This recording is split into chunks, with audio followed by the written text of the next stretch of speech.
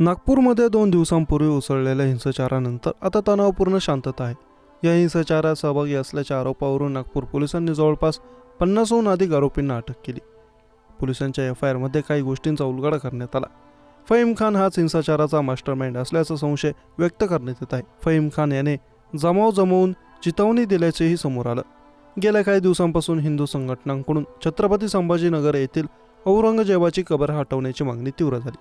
सोमवारी सकाळी विश्व हिंदू परिषद आणि बजरंग दलाच्या कार्यकर्त्यांनी शिवाजी पुतळ्याजवळ निदर्शने केली. या आंदोलनात मुस्लिम धर्मियांसाठी पवित्र असलेल्या काही ओळी जाळण्यात आल्याची चर्चा सगळीकडे पसरली. त्यानंतर दुपारी या आंदोलनाविरोधात मुस्लिम समुदायाकडून आंदोलन करण्यात आलं.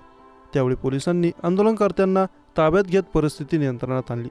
मात्र संध्याकाळी दोन्ही गट अचानक एकमेकांसमोर आले आणि दोन्ही बाजूने घोषणाबाजी झाली. दगडफेक झाली. शांत असणाऱ्या नागपुरात हिंसाचाराचा भडका उडाला.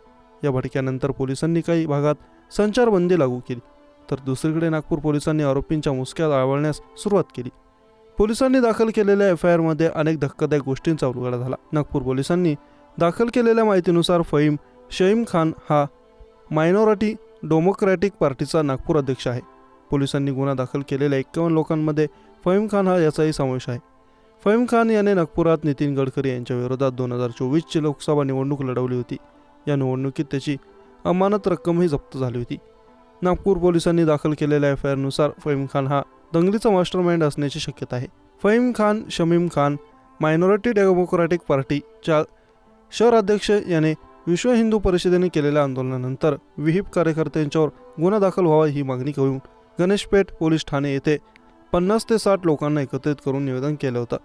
या निवेदनानंतर अपक्रमांक 114, 25 कलम 223, भादवी न्याय संहितासह कलम 37(1), 37(3), 135 महापोका प्रमाणे एकूण 09 आरोपींविरुद्ध गुन्हा दाखल करण्यात आला होता. फहीम खान याने घटनेच्या दिवशी दुपारी 4 वाजता शिवाजी पुतळा परिसरात आलेल्या मशिदीजवळ 500 ते 600 लोकांना एकत्र केलं. त्यावेळी त्याने हिंदू मुस्लिम समाजामध्ये धार्मिक वाद निर्माण होईल या उद्देशाने लोकांना चिथावणी दिली. पोलिसांनी फहीम खान याला समज देत निघून जाण्यास सांगितलं. त्यावेळी नागरिकांना मारहाण व सार्वजनिक मालमत्तेचे नुकसान करण्याच्या उद्देशाने सोशल मीडियावर चिथावणी देणाऱ्या पोस्ट व्हायरल केल्या. त्याशिवाय दंग करण्याची चिथावणी देत मोठमोठ्याने घोषणा दिल्या. एफआयआरनुसार फहीमने अभी पुलिस को दिखाते हैं, इनको छोड़ने का नहीं, इन्होंने ही सारा खेल किया है, इन्होंने ही यह सब किया है अशा पद्धतीने घोषणा देत पोलिसांवर अविश्वास निर्माण करण्याचा प्रयत्न केला. त्याचवेळी जमावाने घातक शस्त्र, कुऱ्हाड, दगड, लाठी, काठी व इतर घातक शस्त्रांसह एकत्रित येत परिसरात दहशत निर्माण करण्याच्या उद्देशाने घातक शस्त्र हवेत विरून लोकांना त्याचा धाक दाखवून धर्मात शत्रुत्व वाढवण्याच्या उद्देशाने सामाजिक एकोपा बाधित होईल अशी कृती केली असल्याचं पोलिसांनी नोंदवलेल्या एफआयआरमध्ये म्हटलं आहे.